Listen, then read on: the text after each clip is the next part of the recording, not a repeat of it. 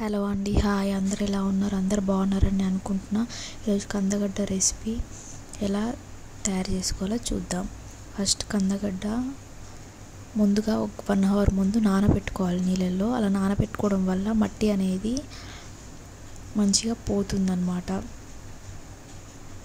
మట్టి తొందరగా పోతుంది. కందగడ్డలకున్న మట్టి 4 times దాకా వాటర్ పోసుకొని వాష్ చేసుకుంటూ ఉండాలి. వాష్ చేసుకొని పారబోయాలి. కందగడ్డలు మంచిగా ఇలా ఒక్కొక్కటి క్లీన్ చేసుకుంటూ పక్కన పెట్టుకోవాలి. అలా క్లీన్ చేసుకోవడం వల్ల కందగడ్డకున్న మట్టి అనేది రిమూవ్ అవుతుంది. అట్లా మంచిగా క్లీన్ చేసుకోవాలి. ఒక్కొక్క కందగడ్డ తీసి మంచిగా 2-3 times మంచిగా వాష్ చేసుకోవాలి.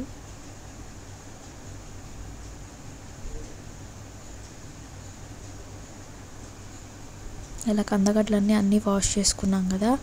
ఇప్పుడు కందగడ్డని మంచిగా గీక్కోవాలి. అంటే పైన పొట్టంతా గీరేసుకోవాలి. మట్టి గిట్టి ఉంటుంది కదా, దానికంతా మట్టి.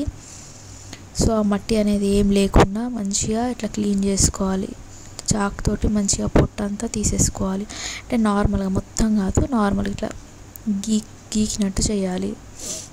ఇలా చూపిస్తున్న విధంగా అలా మంచిగా పొట్టు అనేది గీక్కోవాలి.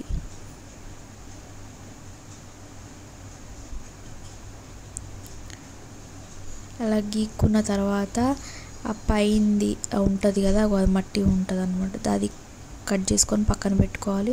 అట్ ద సేమ్ టైం కింద సైడ్ కూడా తినేసి పక్కన పెట్టుకోవాలి, కోసేసి.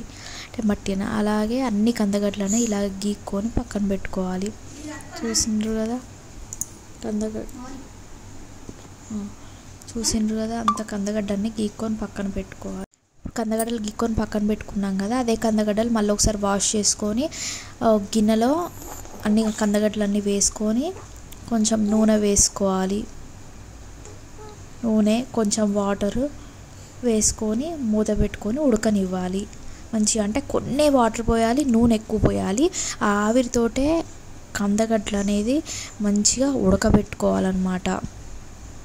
సో అప్పుడు కందగడ్డలు అనేది చాలా టేస్టీగా ఉంటుంది. అలాగే కందగడ్డలు ఉడికేటప్పుడు కూడా కొంచెం చిటికెడు సాల్ట్ వేయాలి.